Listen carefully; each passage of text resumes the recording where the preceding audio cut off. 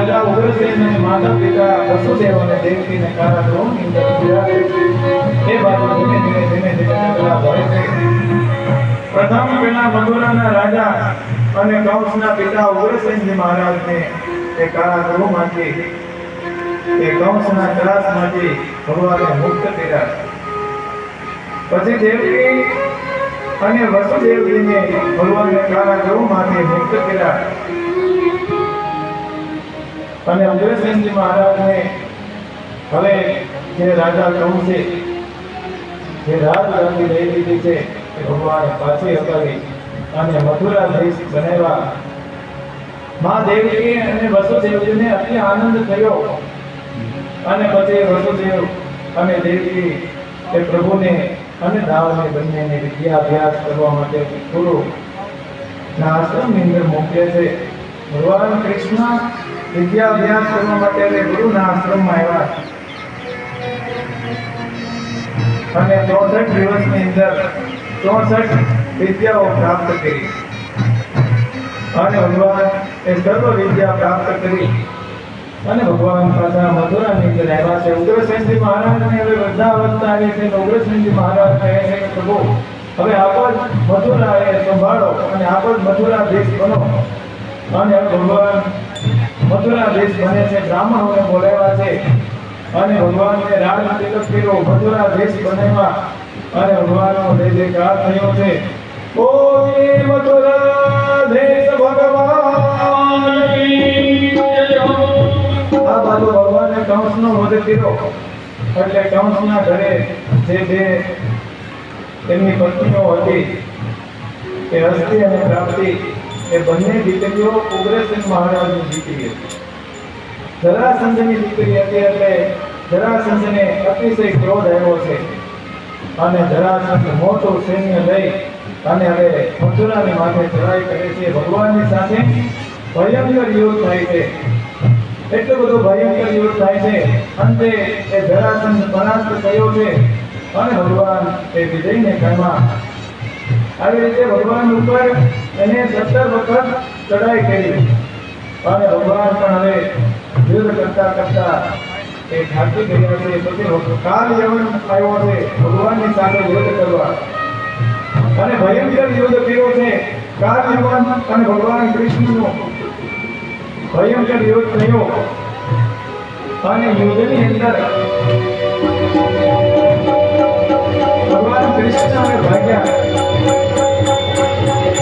અને પાછળ કાલ યવન એ જોડો છે કે હે જો તો મને મારી સાથે યુદ્ધ કર તો ભાગા સુકા અને ભગવાન કૃષ્ણને વિધાન કરી. ભગવાન કૃષ્ણ આગળ કાલ યવન પાછળ ભગવાન એ રણ છોડી અને ભાગ્યા એટલે રણ છોડ ના પડ્યો અને ભગવાન મોટી ગુફાની અંદર ગયા અને ભગવાન ત્યાં એ સૂઈ ગયા અને ભગવાને પોતાની બાબરી બહુ સુંદર આગળ લઈને એને ઓઢાડી આ બધો કાળ યવન આવ્યો એને જગાડ્યા અને એના નખમાંથી અગ્નિ નીકળી અને એ કાળ યવન મળીને ભસ્મ થયો અને પછી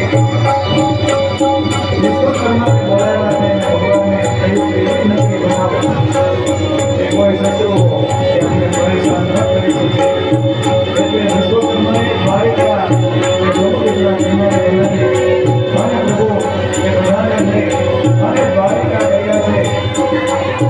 દ્વારિકાની અંદર રાવજીના લગ્ન થાય છે. રેવત રાજાની દીકરી રેવતીની સાથે રાવજીના લગ્ન થયા અને હવે રુક્ષ્મણીનો પુત્ર આવે છે. સુદેવ નામનો બ્રાહ્મણ એ દ્વારિકાની અંદર આવ્યા અને રુક્ષ્મણીનો પુત્ર વાંચે છે.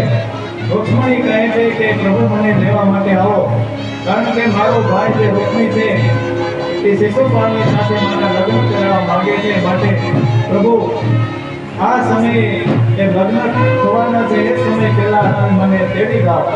ત્યારે એ સમયે ભગવાન કૃષ્ણ છે અને રુક્ષ્મણી માતા કહે છે કે જો પ્રભુ તમે મને લેવા નહીં આવો તો મારો પ્રાણ ખોડિયામાંથી કાઢી દે. એટલે ભગવાને એ સારથીને બોલાવી અને સૌથી તેજ હસ્તો હતા એ રથની અંદર જોડાવ્યા અને એ સાથી ભગવાન કૃષ્ણ સુદેવ બ્રાહ્મણ કે હવે રૂક્ષ્મણીના નગરની અંદર આવે છે, ભીષ્મક રાયના નગરની અંદર આવે છે. ભીષ્મક રાયની એક દીકરી છે, નાટ્યનું નામ છે રૂક્ષ્મણી.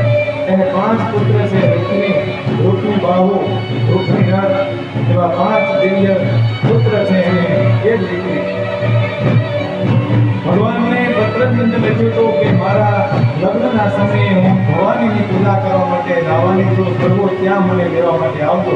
ભગવાન સોનાનો રથ ત્યાં લઈ લીધો. ત્યાં રૂક્ષ્મણી માં ભવાનીની પૂજા કરે છે અને ત્યાં જ એ રૂક્ષ્મણી રથની અંદર બેસી ગયા. રૂક્ષ્મણી જેનું ભગવાને હરણ કર્યો એ ખબર પડી જાય. રૂક્ષ્મણી સેના લઈ અને પ્રભુને પાછળ એ દોડ્યો અને અડવચ્ચે ભગવાન અને રૂક્ષ્મણીનું યુદ્ધ થયું. અંતે રૂક્ષ્મણી એ પરાસ્ત થયો અને રૂક્ષ્મણી પરાસ્ત થયો અને પ્રભુ મારવા માટે જાય ત્યારે રૂક્ષ્મણી કહે છે, પ્રભુ એને ક્ષમા કરો, મારા ભૈયાને તમે ક્ષમા કરો. ત્યારે ભગવાને ક્ષમા કરી અને પછી જાડી જાન તે દ્વારિકાથી હવે કુંદનપુરની અંદર ભીષ્મક રાયની નગરીની અંદર આવે છે અને મોટા મોટા ઉતારાઓ એ દ્વારિકાના લોકોને દેવાના છે અને ખૂબ એનું ભવ્ય સ્વાગત કર્યું છે.